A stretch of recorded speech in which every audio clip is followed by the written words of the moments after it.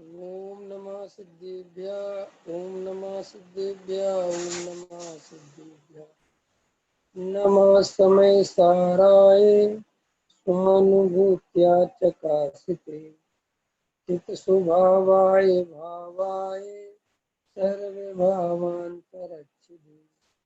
अनंत धर्मणस्तत्वं पश्यन्ति प्रत्यगात्मनः अनेकांतमयी मूर्ति नित्यमेव प्रकाशताम् वंदे तु सब सिद्धे दुर्चल मनोभवम गदिम पत्ते मोक्षाम समय पाहुण निर्भोषुद केवली घड़िदम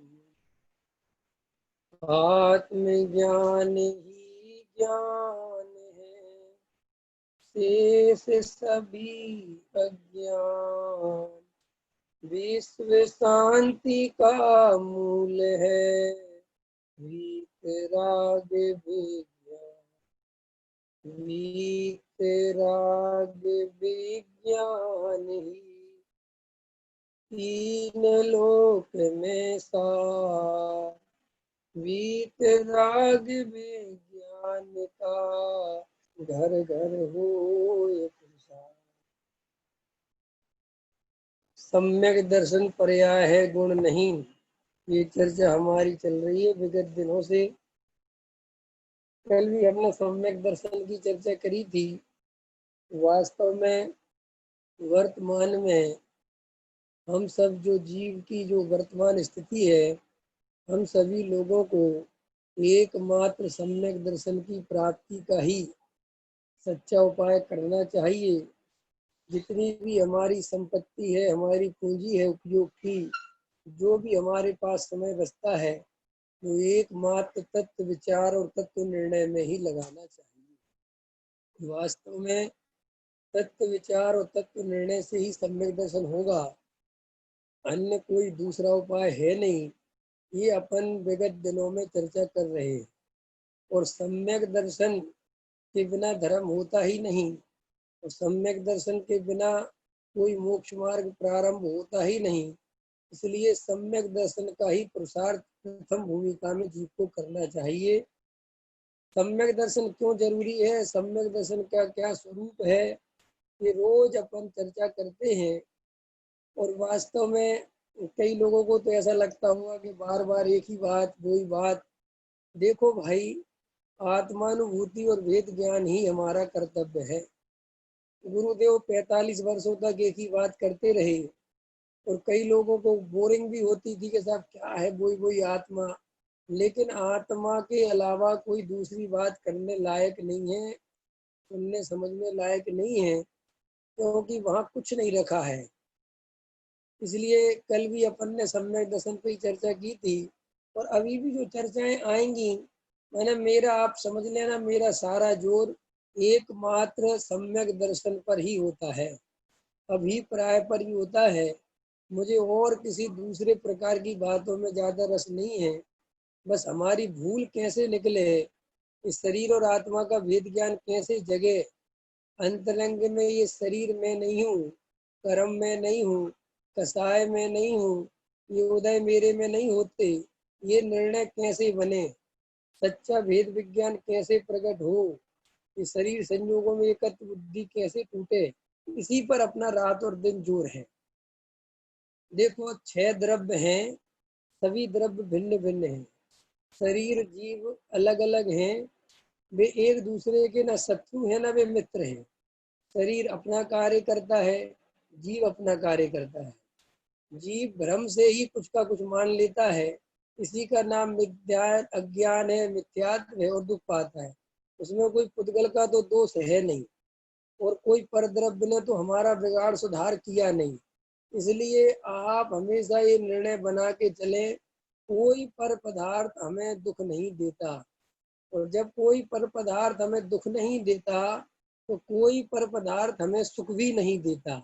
ये 100% बात आप गांठ में बांध लें, निर्णय कर लें। सभी द्रव्य स्वतंत्र हैं, एक द्रव्य दूसरे द्रव्य में न कुछ करता है, न धरता है, न कुछ लेना है न देना है। सीधी सी बात है, अज्ञान इसी का नाम है कि हम दो द्रव्यों को मिला के चलते हैं, अपने को दोषी हम देखना नहीं चाहते, हमेशा अपना दोष दूसरों के ऊपर डालते हैं। ये अज्ञान ही है, क्योंकि अपना दोष अपने ऊपर लेने में जीव के अहंकार को बहुत ठेस पहुंचती है। ख्याल में आया कि नहीं आया? देखो सुनील जी, मैं आपसे एक प्रश्न करता हूँ। जैसे आपको वर्तमान में कोई तकलीफ हुई, ठीक है, और आप मेरे पास आए और मैंने आपसे कहा, आपने कहा भैया मेरा बहुत पाप का उदय चल रहा है और मेरे पाप कर्म हैं, तो अगर मैंने ये कह दिया कि तुमने इस जन्म में पाप कौन से कम करे हैं, ठीक है कि नहीं, तो बहुत तकलीफ होगी ये बात सुन के, होगी कि नहीं होगी? यार आप मेरे को पापी कहते हो, मैंने एक भी गलत काम नहीं किया, और लेकिन मैंने कहा तुम्हारे पूरा भाव के कर्म है, तो तुम कहते हाँ हाँ, क्योंकि हमें पूरा भाव की ज्यादा टेंशन नहीं है। पूरा भाव से तो भाई हम निकल गए, अब हमने क्या किया, हम क्या करें। लेकिन इस भाव का अहंकार हमें कहता है कि इस जन्म में तो मैंने कोई गलती करी नहीं, जितनी गलती करी होगी वो कौन से जन्म में करी। सुनील जी नहीं आया समझ में?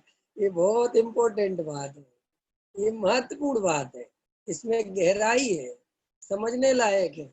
देखो मेरी बातें परंपरागत नहीं होती, मेरी बातें उन्हीं को समझ में आती हैं जिनके पास तर्क है, जो पंथ से संप्रदाय करते हैं, उनको मेरी बात समझ में आती, वरना लोगों को समझ में नहीं आती। ये कहना क्या चाहता है, वही लोगों को तो समझ में ही नहीं आती कि क्या कह रहे हैं। अभी देखो ये जो मैंने बात बोली कि हम लोग क्या करते हैं, इस पर्याय में देखो हमारा सारा जीवन काय में जा रहा है, एकमात्र अपने अहंकार को पुष्ट करने, और उसमें भी I am right, I am not wrong, मैं गलत हो ही नहीं सकता, मैं तो सदा काल सही हूँ। सही हूँ कि नहीं? देखो अगर वर्तमान में हमारा कोई भी काम बिगड़ता है तो साहब कर्म के उदय ने बिगाड़ा, मेरी कोई गलती नहीं है। ख्याल में आया कि नहीं आया? हमारा कोई कोई भी स्थिति बने, मैं कोई दोषी नहीं हूँ। और अगर काम बनता है तो हमें नहीं कहते पूरा भविष्य के कारण बना, वो हमने बनाया। ये टोडरमल जी साहब ने, हालांकि भाषा भाषा का फर्क है, टोडरमल जी ने भाषा लिखी शास्त्रों की मर्यादा में, हमें हमें तो आदत पड़ गई शास्त्रों की भाषा सुनने की, हमें कोई फर्क थोड़ी पड़ता है। देखो फर्क बताऊं मैं, सुनील जी, सुनील भाई साहब, सुनील जी, देखो आपको आदत पड़ गई ना सुनील जी सुनने की, तो आपको ज्यादा कुछ नहीं। अभी मैं आपको कुछ अलग भाषा में बोलूं तो एकदम खड़े हो जाओगे, भाई क्या बोल रहे हो तुम मेरे से। ऐसे ही क्या है, शास्त्रों में लिखा हुआ है, पाप करोगे, पाप करे थे पूरा कर्म के उधर, सब अपन को जो भाषा रटी हुई है, अपन को कुछ फर्क ही नहीं पड़ता। न अपन को समझ में आता है कि हमने इसमें से क्या ग्रहण किया, क्या समझे क्या नहीं समझे। शास्त्र कहते हैं कि तुम्हारे पूरा भव के पाप है, हम बहुत खुश होते हैं, इस जन्म का कोई पाप नहीं है। सारे पाप कौन से जन्म के हैं? हमें शरीर खराब मिला, हमें पत्नी खराब मिली, हमें माँ बाप खराब मिले, हमें बच्चे, हम सब सब पूरब कर्म के। मैं तो दूध का धुला हूँ जी, पूरब कर्म का मुझे कोई लेना देना नहीं। मैंने तो इस जन्म में तो कोई अपने होश में कोई पाप किया ही नहीं। क्यों? कि हमें अपने को पापी मानने में, मैंने पाप किया है, बहुत चोट पहुंचती है अहंकार, इसीलिए हम अपने को पापी वापी मानना नहीं चाहते। इसलिए लोगों को इस बात में बहुत मजा आता है कि जीव तो पापों से अन्य है, जीव ने आज तक पाप किए ही नहीं, जीव ने आज तक, उसको बड़ा अच्छा लगता है, जीव बहुत अच्छा है, हमने आज तक कोई पाप नहीं किया, वेरी गुड। हम बड़े परेशान थे यार कि हमने इतने पाप करे, और तुमने तो कम से कम हमारा भूत उतार दिया। लेकिन उस भूत उतारने वाले ने कहा कि तुमने पुण्य भी नहीं किया, तो फिर कष्ट होने लगा।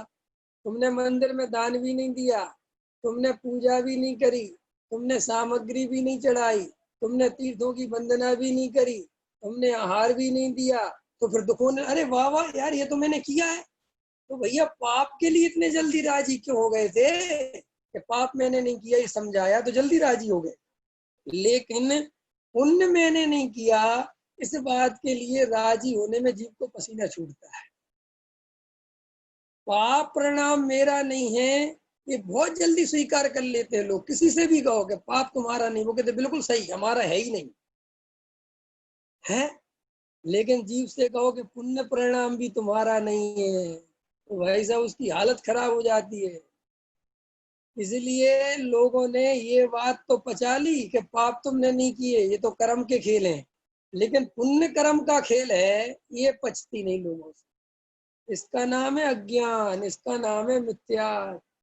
देखो भाई, शास्त्रों में लिखा हुआ है कि अगर स्वर्ग जाने की इच्छा रखते हो तो नरक साथ में समझ लेना कि मुफ्त में मिलेगा।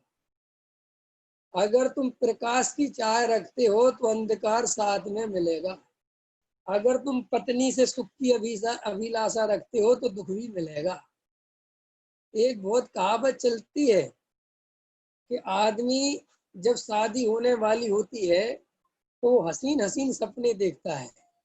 उसको वहां पे सब्जी का थैला ले जाके सब्जी लानी पड़ेगी, किराना लाना पड़ेगा, पत्नी के जेवर बनवाने पड़ेंगे, उसकी जो है दो बातें सुननी पड़ेंगी, सासू माँ की सेवा करनी पड़ेगी, ससुर की भी सेवा करनी पड़ेगी, और जो है बहनोई भी बुलाएगा तो जाना पड़ेगा, और सब कुछ करना पड़ेगा। उसे कुछ याद नहीं आता, इतना तीव्र मोह होता है।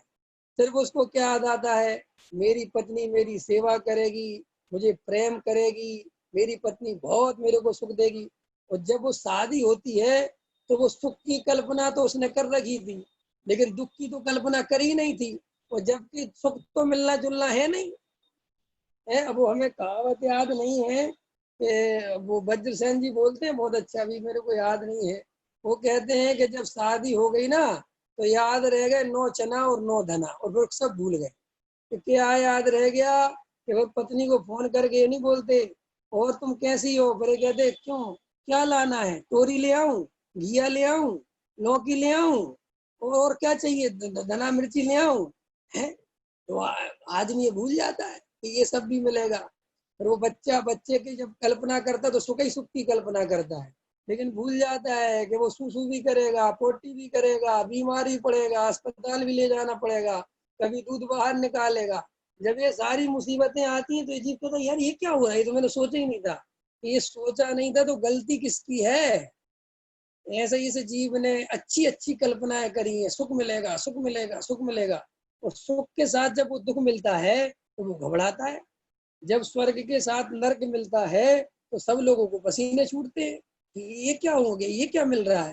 अरे भाई, अगर तुम स्वर्ग चाहते हो तो नर्क मिलेगा, ये निर्णय करो। अगर शादी करते हो तो खाली पत्नी के सुख नहीं मिलेंगे, फिर उसके दुख भी मिलेंगे।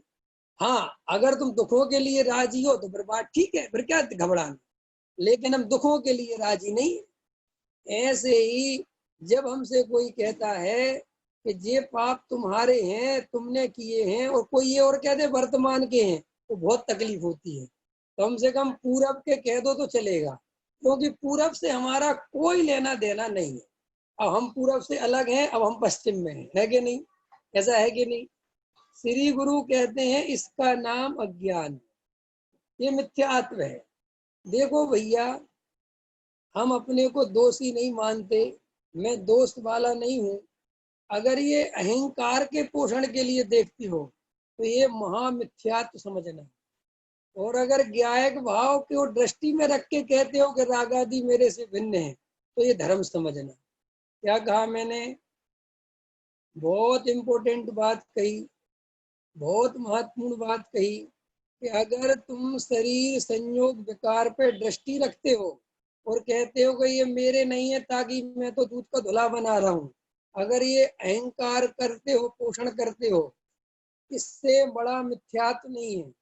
और अगर इनसे भेद ज्ञान करके शुद्धात्मा की दृष्टि है और फिर ये कहते हो कि ये मेरे नहीं है, इससे बड़ा धर्म नहीं। ख्याल में आया कि नहीं आया।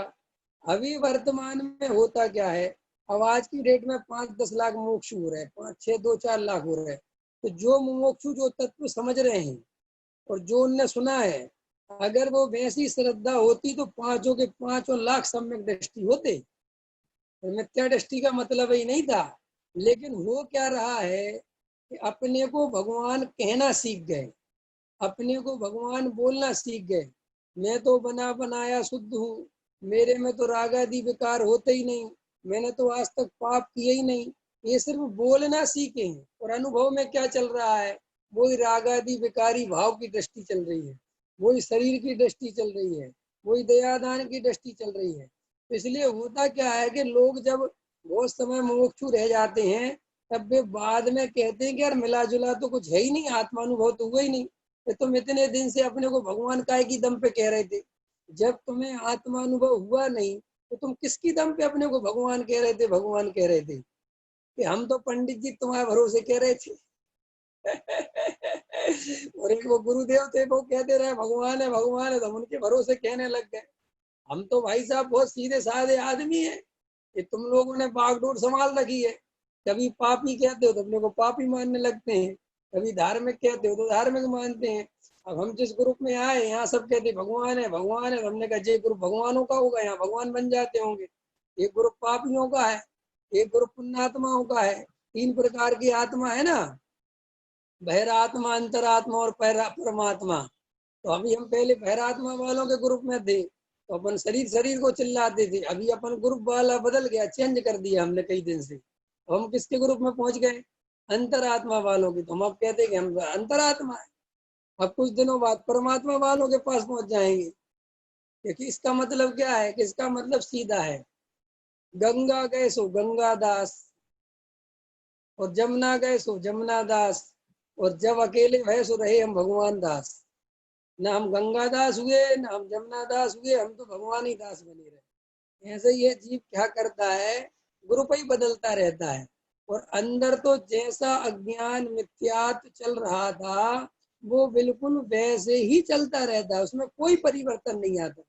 आप याद रखो, क्रियाएं बदलने से, पूजा बदलने से, पूजा पद्धति बदलने से, पहाड़ बदलने से, तीर्थ बदल लेने से धर्म का कोई लेना देना नहीं है।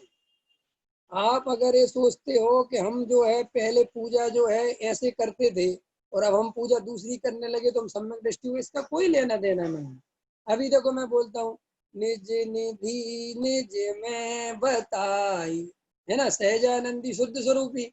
और पहले बोलते थे मिथ्यात्म में नाश देखो, ज्ञान के प्रकाश देखो। तो क्या हो गया, इससे क्या है? तो साहब वो बोलते थे तो थोड़े कमजोर मुमुक्षु थे, अब ये बोलते हो तो पक्के मुमुक्षु। तो श्री गुरु कहते हैं कि इनसे कुछ नहीं होता, ये कोई लेना देना नहीं। ये तो सब तुम जिस जगह में जाते हो, जिस संप्रदाय जिस ग्रुप में शामिल होते हो, वहां जिस तरीके की क्रियाएं चलती है, जिस तरह की भाषा चलती है, बोलना सीख जाते हो। हिंदू बोलता है राम राम, मुसलमान बोलता है साले भला सा खुदा साफ क्या बोलते हैं, है ना, और हम बोलते हैं साहब जय जिनेम। इससे क्या है, ये तो सब एक सिस्टम है, इसमें कोई धर्म का क्या लेना देना है। तो आचार्य भगवान कहते हैं कि तुमने अपने अहंकार का पोषण करने का ही उपाय कर रखा है। इसीलिए जब तुम्हें ये कोई कहता है कि ये तुम्हारे कर्मों की सजा है, तो हम कहते हैं कि पूरब भोगे कि इस भोगे। उनने कहा साहब पूरब भोगे, तो बस फिर ठीक है, मेरा कोई टेंशन नहीं साहब, पूरब भोगी तो हमारी कोई कहानी हमें खुद ही नहीं पता। अब होंगे साहब पूरब कर्म, है ना। इस जन्म में तो हम सब अच्छे अच्छे काम कर रहे हैं। अनुरंजन जी कर रहे कि नहीं? इस जन्म में आपने एक भी गलत काम किया क्या? नहीं साहब, इस जन्म में सारे काम अच्छे हैं, हमने बढ़िया से बढ़िया काम कर रहे हैं। तो फिर ये तुम्हारे जो परेशानियां आ रही हैं, ये क्यों आ रही हैं? ये पूर्व कर्म है। वर्तमान का तो दी बेस्ट रिकॉर्ड है हमारा, ये जो खराब रिकॉर्ड है ये पिछले जन्म का है। तो हम बहुत मजे से रहते हैं, आनंद से रहते हैं, क्योंकि हमने अपनी सारी दोस्त किस पे डाल दिए? कर्मों पे। हमने अपने, इसलिए तो देखो बहुत मजेदार बात है, बहुत लोगों को सत्संग में जाके सहारा मिलता है। गरीब आदमी सत्संग करता है, वो वहां कहता है हरे राम राम राम हरे हरे, हरे कृष्ण कृष्ण कृष्ण, करता कि नहीं? वो वहां जाके गुरु जी का भाषण चलता है, तो वो गुरु जी कहते हैं तुम गरीब हो, इसमें तुम्हारी कोई गलती नहीं है, ये तो तुम्हारे पूर्व जन्म के काम है। तो गरीब को भी शांति मिलती है कि मैं जो शराब पीता हूँ ना, मैं इसके कारण गरीब नहीं हूँ। ये जो मैं गंदा संदा खाता हूँ ना, मैं इसके कारण गरीब नहीं हूँ। मैं गरीब क्यों हूँ? क्योंकि मैंने पिछले जन्म में खराब काम करे थे, इस जन्म के काम की चिंता खत्म हो गई। तो ये सारे जो अज्ञानी साधु संत महात्मा होते हैं, सबको समझाते फिरते हैं तुम्हारी कोई गलती नहीं बच्चा, ये जो गरीबी है ये पूरा कर्म के कारण है। ये जो तुम्हारी एक आंख नहीं है पूर्व कर्म के कारण, वो बहुत शांति मिल जाती है, रिलैक्स हो जाता है, इसमें मेरा कोई दोष नहीं है। हम हमेशा अपने को बचाने में ही लगे रहते कि नहीं लगे रहते विवेक जी? अपने अहंकार के पोषण में लगे रहते कि नहीं लगे रहते रात और दिन? हम क्या करते हैं सचिन जी, हम जो काम कर रहे हैं वो दुनिया का सबसे बेस्ट काम है, ये हमारे अहंकार को सबसे ज्यादा बल देता है। अगर हम गृहस्थी संयम करें तो समझदारी से कर रहे हैं, और नहीं करें तो भी हम समझदारी से करें। हम मूर्ख नहीं है, हम समझदार, हम हर हालत में समझदार हैं। और ये तुम अकेले नहीं हो, ये सारे संसारी अज्ञानी जीव की एक दशा है। वो हमेशा अपने अहंकार को बचाता है, हमेशा, ये निश्चित है। इसीलिए हम जब ये चर्चाएं करते हैं कि हमने राग आदि में, तो राग आदि तो हमें बहुत अच्छा लगता है, सब आज का स्वाध्याय बहुत अच्छा, आहा, कि क्यों जरा सी गिल्टी फील हो भी रही थी ना, आज आपने भार मुक्त कर दिया। मैं तो राग आदि विकारियों से बिल्कुल भिन्न ही हूँ, मैंने तो कोई परिणाम किया ही नहीं, बड़ी शांति मिल जाती है। जबकि आचार्य कहते हैं कि वो समझाया किस अपेक्षा से था, कि अगर द्रव्य की दृष्टि हो, ज्ञायक भगवान आत्मा पे नजर हो, तब ये परिणाम और क्रिया मैं नहीं हूँ, तब तो ये समझना, ये कहना बोलना सार्थक है। और अगर तुम्हारी दृष्टि है तो क्रिया ही पे, दृष्टि है तो परिणाम पे, दृष्टि है तो व्यापार धंधे पे। लेकिन वो भार हो रहा था ना, बस ये कह दिया कि मैं तो करने धरने वाला हूँ ही नहीं, रुचि काय में है। संजय भैया समझ में आ रहा कि नहीं आ रहा? थोड़ा सा कठिन अगर आपको लग भी रहा हो तो भी हिम्मत मत हारना, समझ में आ जाएगा। देखो भाई, हमारे आचार्य भगवंतों ने जो हमें बना बनाया भगवान कहा है, वो अनुभव से कहा है, वो कोई उनने देख के किसी शास्त्र में पढ़ के नहीं कहा। गुरुदेव ने जो कहा कि तुम द्रव्य कर्म भाव कर्म नो कर्म से रहित हो, ये उनने अपने भगवान आत्मा का अनुभव करके बोला है। आचार्य कुंद कुंद देव जो हमें द्रव्य कर्म भाव कर्म नो कर्म से रह शुद्धात्मा बता रहे हैं, वो उनने अनुभव करके बोला है। वो बिना अनुभव के एक भी ज्ञानी ने नहीं कहा कि तुम भगवान हो। अब वर्तमान में हम देखें अपने आप को कि हमने अनुभव तो किया नहीं, और हम बोलते रहते हैं कि मैं द्रव्य कर्म भाव कर्म नो कर्म से न्यारा। कि तुम्हें ये देखना, पूरी रुचि तो पड़ी है संयोगों, एकत्व मत कर्तृत्व चल रहा है संयोगों में, और मैं कहता हूं कि मैं भगवान हूं, तो इसका फायदा नहीं हुआ ना? कि इसकी जगह तो मुझे क्या करना चाहिए, क्या विचार करना चाहिए कि देखो भाई, मैं बना बनाया भगवान हूं, ऐसी बात सुनने पर भी मैं इन संयोगों का ही अनुभव करने में लगा हुआ, इन पे ही दृष्टि मेरी पड़ी हुई है।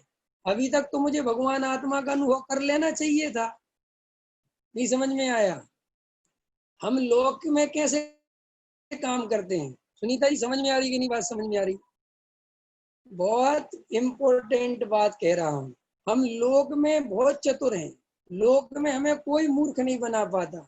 विजय भैया समझ में आ रही? विजय जी, हमें लोक में कोई मूर्ख नहीं बना पाता, हम वहां पे बहुत दिमाग लगाते हैं, हम वहां पे हर चीज का इस्तेमाल करते हैं। देखो तो लोक में कोई उदाहरण ले लो आप, जिससे आपको ये बात क्लियर हो जाए।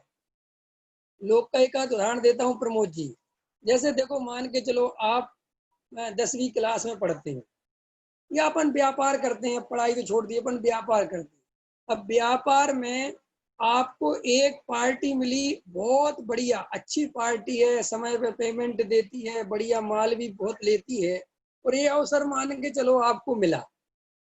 अब ये अवसर मिला और उसने आपसे कहा कि कल 2 बजे मैं आऊंगा। कितने बजे बोला मिलने के लिए सुनील भैया? कितने बजे बोला कि मैं कल दोपहर में 2 बजे आऊंगा? और 2 बजे आपका टाइम नहीं है फैक्ट्री पे बैठने का, ये भी सुनिश्चित है, क्योंकि आप जाते हो 10 बजे और 1 बजे आ जाते हो आप, और फिर आप जाते हो 4 बजे। अब लेकिन पार्टी ने बोला कि मैं 2 ही बजे आ सकता हूँ। ख्याल में आया कि नहीं आया? पार्टी ने बोला मैं 2 बजे ही आऊंगा, क्योंकि मेरे पास और आगे पीछे कोई टाइम नहीं है। और आपको ये पता है कि ये पार्टी बहुत इंपॉर्टेंट है, बहुत महत्वपूर्ण है, तो आप उस दिन 2 बजे फैक्ट्री पर रुकोगे कि नहीं रुकोगे? रुकोगे। देखो वहां आप ना भाग्य का विश्वास करते हो, ना आप वहां पे काल का, कुछ नहीं। आप कहते भाई 2 बजे, आपकी पत्नी जी श्रीमती जी कह रही हैं कि 2 बजे मत रुकना, आज बाजार चलना है, एक महत्वपूर्ण काम है, साड़ी खरीदनी है। महिलाओं का सबसे महत्वपूर्ण काम यही होता है। और वो साड़ी, तो अभी तुम क्या कहोगे कि साड़ी में अभी आग लगा दो, मैं नहीं आऊंगा, अभी बिल्कुल नहीं निकलूंगा। तो देखो आचार्य कहते हैं कि वहां कितना जागृत है, ना तो वहां ये विचार करता है कि भाग्य में मिलना होगा तो मिल जाएगा, क्या करूंगा 2 बजे जाके, ठीक है आना होगा तो आ जाएगा, और क्या रखा है, कुछ नहीं, वहां कुछ नहीं विचार करता। वहां सिर्फ ये विचार करता है कि मुझे कैसे भी करके 2 बजे मिलना है।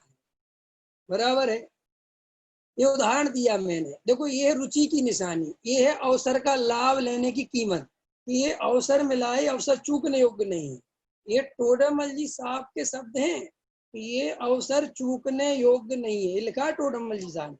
लेकिन हमने उसका कभी अर्थ नहीं निकाल पाए, हम कभी गहराई से अर्थ नहीं। टोडरमल जी साहब कहते हैं कि ऐसे ही तुम विचार करो, तुम्हें इस सारी दुनिया में जहाँ हजारों नहीं, लाखों नहीं, करोड़ों नहीं, अनंत अनंत जीव भरे पड़े हुए हैं, इस मनुष्य भाव में भी अगर तुम जितने संसार का परिचय देखो तो 7 अरब 6 अरब की जनसंख्या है। उस अरबों की जनसंख्या में तुम्हें जैन धर्म, जैन कुल, जैन दिगंबर बीतरागता का ऐसी बात, ऐसा कुल, इतना ऊंची बात सब मिला। उसके बाद बीतरागियों का सानिध्य मिला। अरे रागी द्वेषी देवताओं के चक्कर में फंसे होते तो क्या हो रहा होता, वहां धंधा कर रहे होते, क्या कह रहे होते, 1 रुपया दे तू, 10 रुपया देंगे राम। हम इसी काम में लगे होते, 1 रुपया दे रहे होते, 10 रुपये का दिमाग लगा रहे होते हैं। और भगवान तुम हमारा भला कर देना, बिगड़ी बना देना। अरे लोग तो जैनियों में पैदा होकर भी, जैन के मंदिर वीतरागी भगवान के सामने खड़े होकर भी उनसे मांग लेते हैं, उनसे डिमांड करते हैं, है चंदा प्रभु मेरी बिगड़ी बना दे, पाशनाथ मेरी बिगड़ी बना दे। इन सब के बीच में से भी हम निकलकर उस जगह पे खड़े हो गए जहाँ जीव अजीब आश्रव बंद संवर निर्जरा मोक्ष की चर्चा चल रही है। टोडरमल जी जैसे गुरु जी मिल गए, भूल निकालने वाले, गुरुदेव जैसे गायक की महिमा करने वाले मिल गए, कुंद कुंद जैसे दिगंबर संत आचार्य समय सार जैसा ग्रंथ लिख के चले गए। इतना सब सुंदर से सुंदर अवसर, और कानों में ये बात पड़ गई कि मैं द्रव्य कर्म भाव कर्म नो कर्म से रहित त्रिकाली ध्रुव भगवान आत्मा हूँ। इतनी बढ़िया बात, इतना सुंदर अवसर। और सुनो मजेदार बात, अभी पूरी तरह सब सुनाई दे रहा है, सब समझ में आ रहा है, इंद्रियां एकदम शिथिल नहीं हुई हैं, खाने पीने की व्यवस्था एक्यूरेट है, शरीर अभी साथ दे रहा है, घर परिवार में ऐसी कोई परेशानी नहीं है कि सब उपयोग नहीं लगे, सब कुछ अनुकूलता है कि नहीं भैया पंकज भैया, है सब है कि नहीं भैया। ये बेटा तुम्हारा 22 23 24 साल का जवान,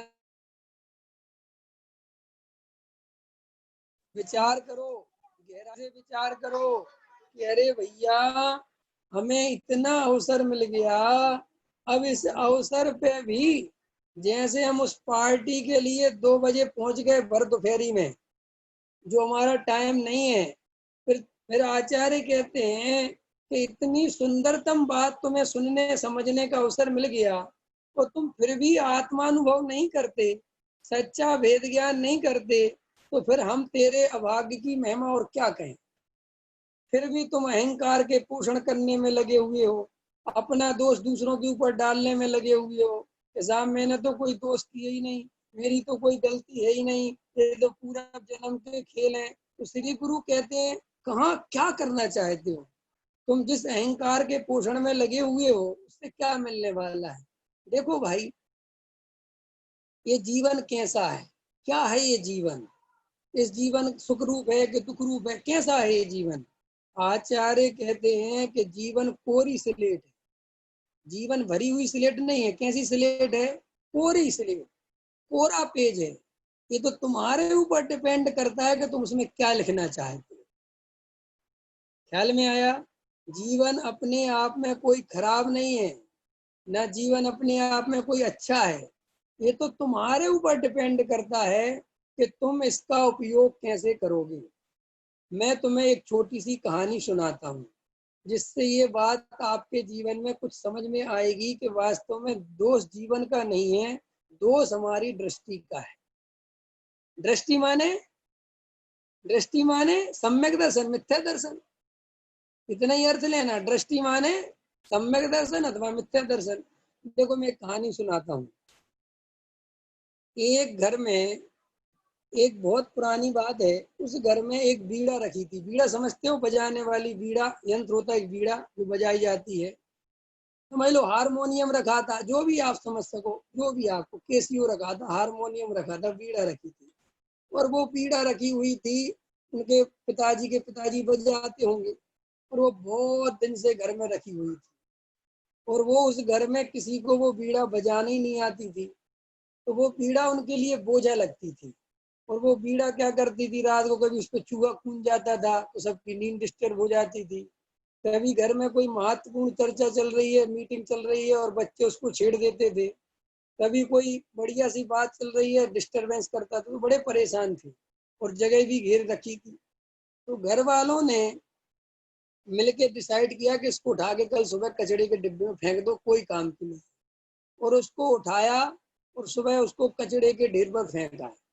और कचड़े के ढेर पे फेंक कर आए, और जैसे ही 10-20 कदम मुड़ के चले होंगे, इतने में कोई भिखारी वहां से निकला, कोई फकीर वहां से निकला जो वीणा को बजाना जानता था।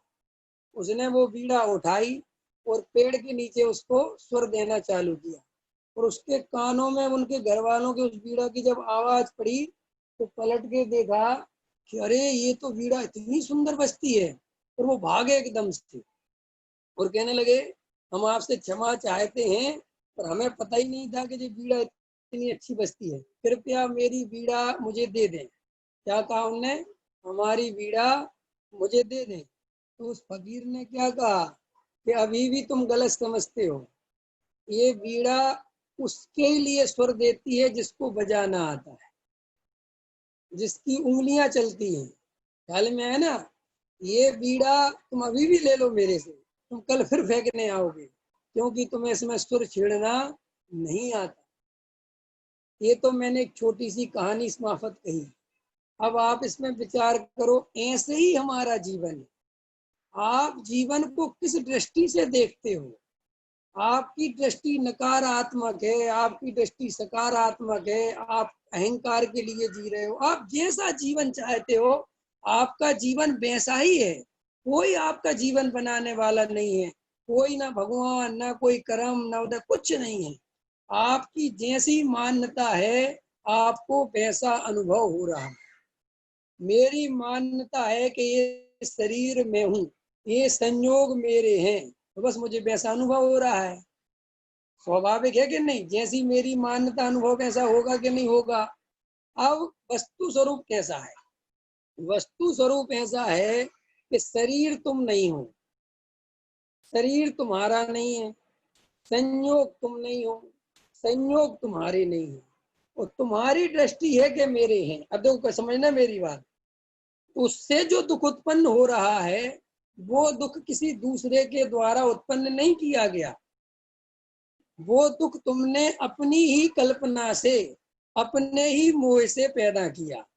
देखो सुनील जी, मैं सागर आया, ठीक है, और मेरा अभी आपसे नया नया परिचय हुआ है, और मैंने मन में कल्पना करी कि सुनील जी तो मुझे बहुत प्रेम करेंगे और घर ले जाएंगे और बहुत मेरा मान सम्मान करेंगे, और मैंने ये अपेक्षा रख ली।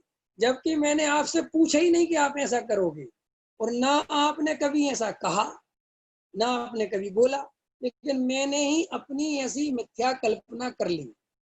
अब मैं जब सागर आया, उस सागर में आपने मेरी कोई खबर नहीं ली, आप कहीं गए हुए थे, आपको कुछ काम थे, आपने ध्यान नहीं दिया।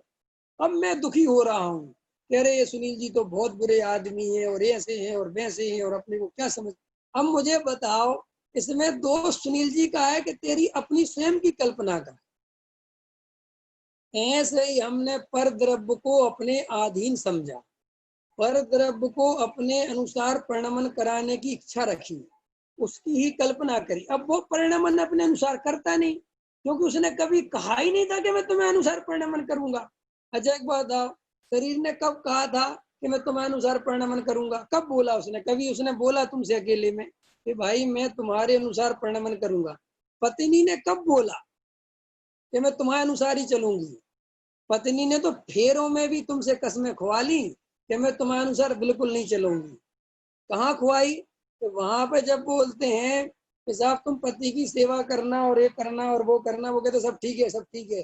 फिर जब एक बात आती है 7 वचनों में, तो वो एक वचन कहता है कि धर्म के क्षेत्र में ये स्वतंत्र हैं, ये चाहे जहां जिसकी सुना तुम कुछ नहीं कर सकते। तो एक वचन तो वहीं आ गया स्वतंत्रता का, लेकिन हमने माना ही नहीं, हमने ध्यान ही नहीं दिया। हम तो सोच रहे थे कि हम तो साहब हमारी सब सुनी जाएगी पत्नी, लेकिन वास्तव में अच्छा बताओ, पत्नी अपनी सुनती है कि अपन पत्नी की सुनते हैं? सबको लगता है कि पत्नी मेरी सुनती है, अथवा पत्नी को लगता है कि पति मेरी सुनता है, जबकि मजेदार बात है कोई किसी की सुनता कहाँ है। सब एडजस्टिंग चलती है कि भाई 50 बात है तुम मेरी पूरी करो, 50 में तुम्हारी पूरी करता हूँ, बस सीधा गणित है। ये एडजस्ट है, इसमें कुछ है ही नहीं। और इसके लिए बहुत अच्छा श्रीमद जी ने लिखा है कि भैया ये स्त्री पुत्र आदि ना तो शत्रु हैं और ना मित्र हैं, कुछ तुम इनके काम करते हो, कुछ ये तुम्हारे काम करते हैं, कुछ राग तुम इनका पूरा करते हो, कुछ राग ये तुम्हारा पूरा करते हैं। भाई इसमें इसमें लड़ाई झगड़ा है कहाँ? अल्लाह इसमें हमारी पत्नी बुरी है, कोई किसी का बुरा कहाँ है भाई?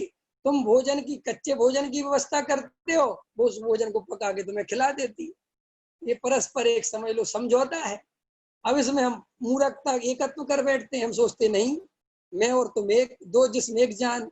लेकिन ऐसा स्वरूप नहीं है, वस्तु ऐसी नहीं है।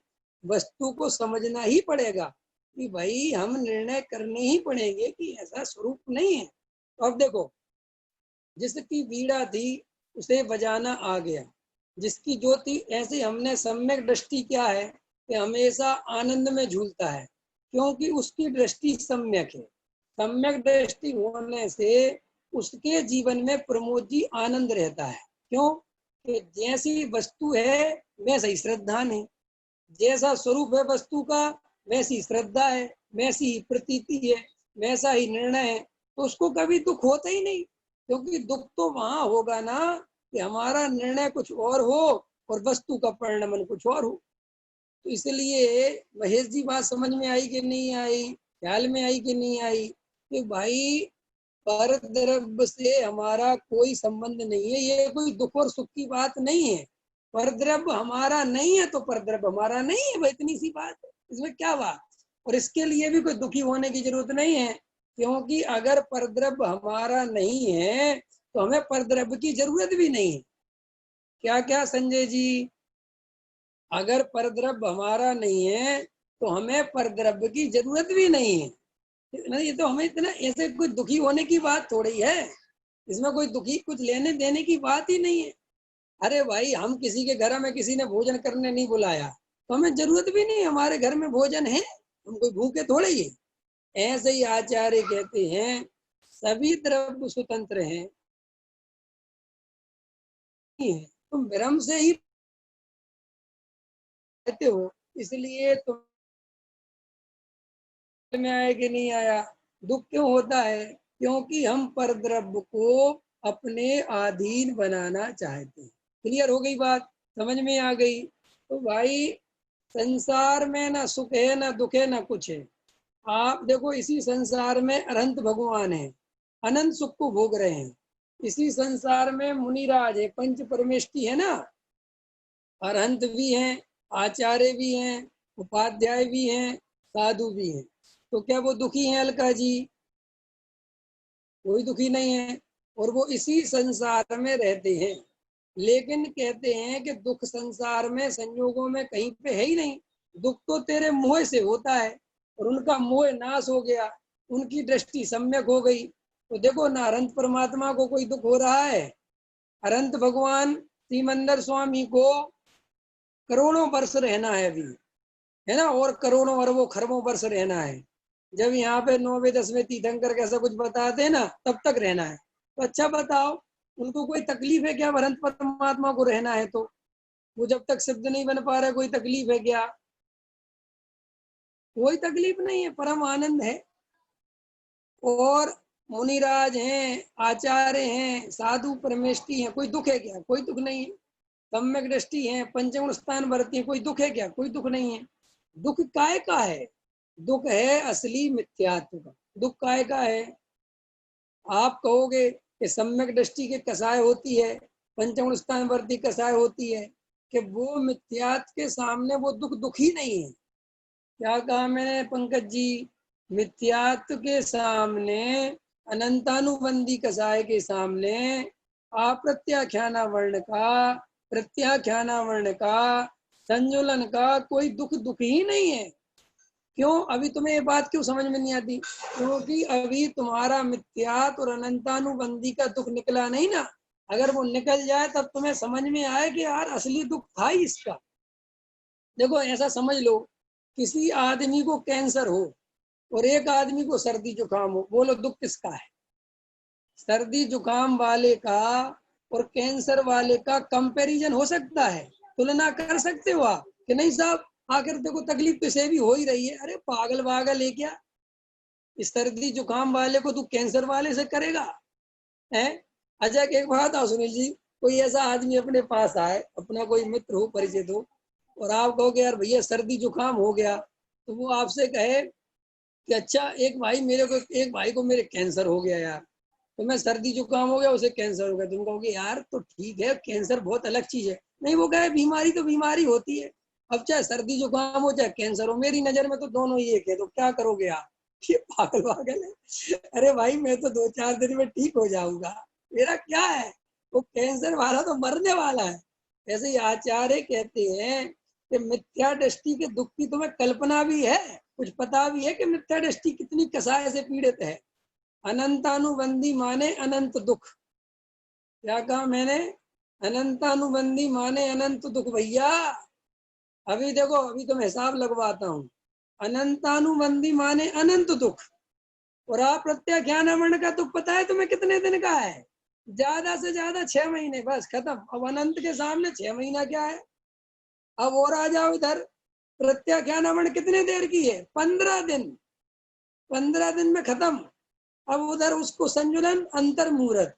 तो भाई साहब इन कसायों का अनंतानुबंधी के सामने तो खड़ा करने की बात ही नहीं है। एक तरफ ये तीनों खड़ी हो जाए और एक तरफ अनंतानुबंधी अकेली हो जाए, बोलो। अच्छा इसको ऐसा ले लो, 1 अरब आदमी खड़े करो। कितने अरब? 1 अरब। 1 अरब ठीक है। मैं 1 अरब इसलिए बोलता हूँ कि तुम्हारी पकड़ में रहे।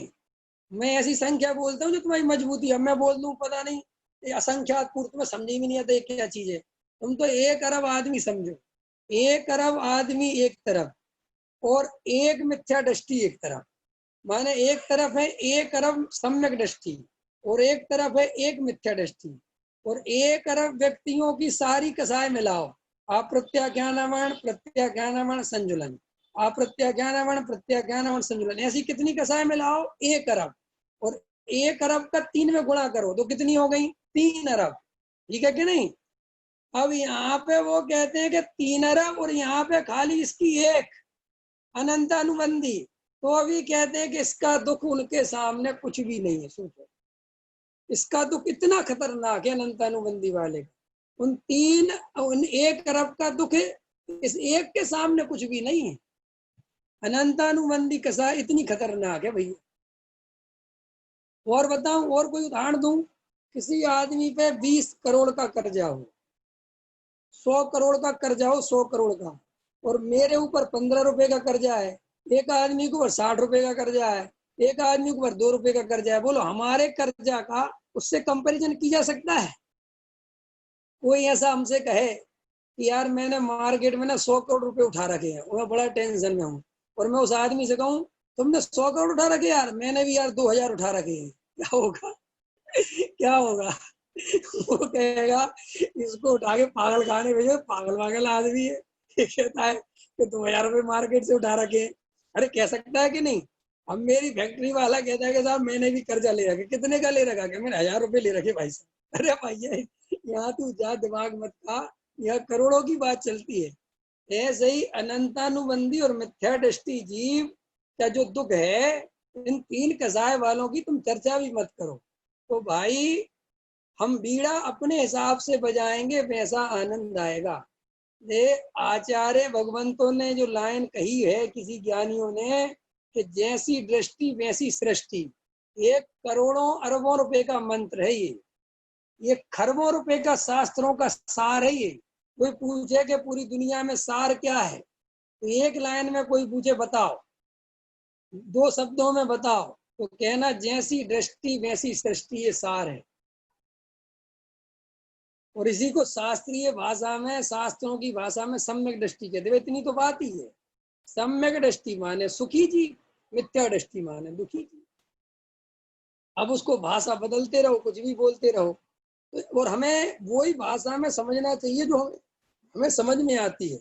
हमें सम्यक दृष्टि बोलो, कुछ फर्क ही नहीं पड़ता। सम्यक दृष्टि हाँ जी हाँ जी, मिथ्या दृष्टि हाँ जी हाँ जी, चौथा गुणस्थान हाँ जी हाँ जी, पांचवा गुणस्थान हाँ जी हाँ जी। अरे भाई ये भाषाएं रट गई हैं, ये तुम्हें कोई असर नहीं करती। तुम्हें तुम्हारी भाषा में समझ में आना चाहिए कि दृष्टि माने क्या, फिर तुम्हें समझ में आ जाएगा कि सम्यक दृष्टि माने क्या। अभी हमें शास्त्रों की भाषा इतनी परिचय हो गई है कि हमें उसका मजा ही नहीं आता। हमें उसके अर्थ, क्योंकि हमारी भाषा खुद की सोचने की दूसरी है और शास्त्रों की भाषा दूसरी है, इसलिए वो मैच नहीं करता। नहीं समझ में आया? नहीं समझ में आया? अभी समझा। हमारी जो सोचने की भाषा है ना, हमें उसी भाषा में कोई समझाए तो हमें जल्दी बात समझ में आती है। नहीं समझ में आई ये बात? नहीं आई होगी। जैसे देखो, कोई आदमी कन्नड़ का है, कर्नाटक का, और वो कन्नड़ भाषा बोलता है, और कोई आदमी महाराष्ट्र का है, वो मराठी बोलता है, कोई आदमी केरला का है, वो मलयालम बोलता है। अब वहां पर कोई हिंदी प्रांतीय आदमी राहुल गांधी जैसा भाषण देने जाए, तो देखो वो भाषण देता है, और मान के चलो वो भाषण देता है, लेकिन वे कन्नड़ वाले कन्नड़ में सोचते हैं हर बात, वे हिंदी में नहीं सोचते, क्योंकि उनकी भाषा कौन सी है? हिंदी। तो जब वो राहुल गांधी बोलेगा अथवा कोई भी बोलेगा, तो वहां पे एक जो भाषा का अनुवाद करने वाला है वो बोलता है कि राहुल गांधी अब ये बोल रहे हैं, तो अभी वो अनुवाद करके बोलता है, तो अभी मजा नहीं आता, क्योंकि शब्दों का अनुवाद उतना कीमती नहीं है जितना अभिप्राय पूर्वक सामने वाला भी वही भाषा समझ रहा हो और मैं ही वो भाषा बोल रहा हूँ। अगर मेरा अनुवाद कर करके कोई तुम्हें समझाएगा ना, तो मजा नहीं आएगा। ऐसे ही होता क्या है कि शास्त्रों की भाषा है बिल्कुल अलग, और हमारे सोचने का ढंग है बिल्कुल अलग। समझ में नहीं आई मेरी बात? एक कहानी सुनाता हूँ, अच्छा उदाहरण याद आ गया मुझे। कालिदास के समय की बात है ये। राजा भोज का दरबार था। राजा भोज के दरबार में एक आदमी आया, और एक आदमी आया और वो भाषा विज्ञान में इतना निपुण था, इतना निपुण था कि वो कन्नड़ बोले तो ऐसा लगता था कि कर्नाटक का है, मराठी बोले तो ऐसा लगता था महाराष्ट्र का है, मलयालम बोले तो लगता था मलयालम का है। माने उसकी मातृभाषा क्या है, ये पूरे उसने विद्वानों को चैलेंज कर दिया राजा भोज के दरबार में, कि मेरी असली भाषा क्या है, ये जो इस विद्वान सभा में कोई बता देगा तो उसके लिए चैलेंज है, और मैं हार स्वीकार करूंगा। तो भाई उसने तो संस्कृत भी बोली, उसने फिर मराठी भी बोली, कन्नड़ भी बोली, हिंदी भी बोली, कई भाषाएं बोली उसने। सारे के सारे चकित हो गए, भैया कोई नहीं बता पाए कि कौन सी भाषा का आदमी है। राजा खुश हो गया कि वाह, इतनी विद्वान, इतनी विद्वत्ता, ऐसा भाषा विज्ञान की पकड़। उसने उसको 1000 मोहरें दी। कालिदास वहीं बैठे हुए थे। कालिदास ने कहा राजा से कि तुम मोहरें दे दो, कोई बात नहीं है, लेकिन अभी मैं हार नहीं माना हूं, और मैं 10 मिनट बाद बता दूंगा कि कौन सी भाषा का आदमी है। ठीक है? तो कालिदास चुप रहा और इशारा कर दिया राजा को, और ऐसे ही वो आदमी, वो विद्वान अपनी मोहरें लेके, अपनी थैली लेके बाहर निकला दरवाजे के, मैंने राज दरबार के बाहर निकला। तो ऐसे ही कालिदास पीछे के दरवाजे से निकले और पीछे खड़े हो गए, और जैसे ही निकला तो उसको जो है पैर लगा दिया, तो वो गिर गया। क्या कर दिया उसको? पैर लगा दिया, तो वो धड़ाम से गिर गया। तो धड़ाम से गिरा तो उसके मुंह से गाली निकली। क्या निकली उसके मुंह से? गाली। और जैसे ही गाली निकली तो कालिदास ने कहा तेरी भाषा ये है। क्या कहा उसने कालिदास ने? कि तेरी असली भाषा ये है जिसमें तूने गाली दी। क्योंकि आदमी कहीं का भी हो, जब गाली देने पे आता है तो अपनी ही गाली देता है। ये आदमी की नेचर है। कुछ भी हो फिर वो गाली वही देगा जो उसके यहाँ की है। तो कालिदास ने उठा के उसको राजा के दरबार पेश किया, बोले इसकी भाषा ये है। तो विद्वान बोला कि साहब ये तो कमाल ही हो गया, ये कैसे पकड़े आप? उन्होंने कहा कि तेरी भाषा जिस गाली में निकली वो तेरी मातृभाषा है। तो जो हमें जो भाषा है ना, इसलिए वर्तमान में क्या होता है कि हम शास्त्रों की भाषा सुनते हैं। चतुर्गुस्तान में ये होता है, जीव ऐसा होता है। अब हमारी वो भाषा कुछ है नहीं सोचने समझने की। अब उसकी भाषा लिखी होती है बिल्कुल वही। अब वो हम रट भी लेते हैं, वो हम पढ़ भी लेते हैं, बड़े बड़े विद्वानों को सुन भी लेते हैं। लेकिन वे सारे के सारे शास्त्रों की भाषा बोलते हैं। वो आम आम भाषा हमें समझ में आनी चाहिए, बात वो आती नहीं। इसलिए चौथे गुरुस्थान में अनंतानुबंधी कसाई चली जाती है तो जीव को रागादि विकारी भाव कम हो जाते हैं, फिर जीव राग कम करता है। अब पंचम स्थान में 2 कसाई चली जाती है तो जीव को इतना राग कम हो जाता है। अभी भाषण चल रहा है, अब उसे कुछ भी समझ में नहीं आ रहा कि क्या चीज हो रही है, क्योंकि वो इस भाषा में समझता नहीं है चीजों को।